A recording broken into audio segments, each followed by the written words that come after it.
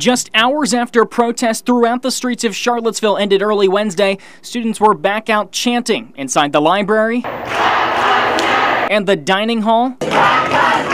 Many of them still in disbelief over the bloody arrest of Martise Johnson. My taxes paying for the police that did this to us, so why is my money being allocated to people who hate me? And a day after protesters went up and down the streets of Charlottesville, they focused much of the afternoon going in and out of buildings, around grounds, and here on the lawn. Meanwhile, this video of an officer subduing a protester Wednesday night is causing controversy on social media. Charlottesville police say they didn't make any arrests, but UVA police did make one. 26-year-old Sarah Tasney charged with assault on a law enforcement officer who police say she elbowed as officers tried to disperse this crowd. And as protests continue, ABC still isn't commenting on Johnson's arrest, but NBC29 has obtained numbers on just how many cases the agency's officers have investigated in recent years. In both 2012 and 2013, ABC investigated more than 9,000 criminal cases. They made more than 1,800 arrests in 2012, more than 2,000 in 2013. I'm not happy it happened, but I'm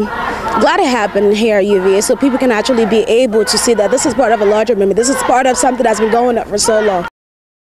I appreciate very much Judge Spencer's mercy and leniency for my wife. Judge James Spencer called the McDonald corruption case tragic, sad, and puzzling. Last month, he sentenced former Governor Bob McDonald to 2 years in prison. Friday, Maureen McDonald received 1 year and 1 day for her role.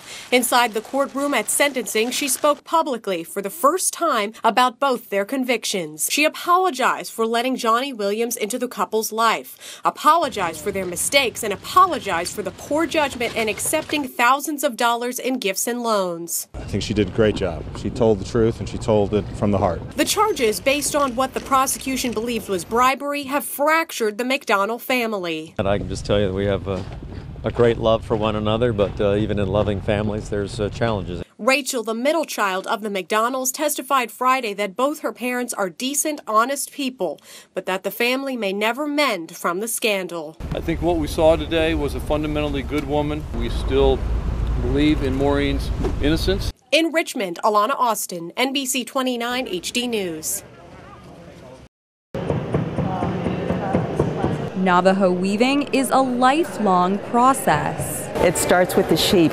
My family raises sheep, and that's where I acquire a lot of the wool that I use for my weavings. From there, Navajo weaver D.Y. Begay cards, cleans, dyes, and spins the yarn before she is ready to begin weaving. It's a tradition that we have that we believe was a gift. It's a special gift from the holy deity, which is part of my religion.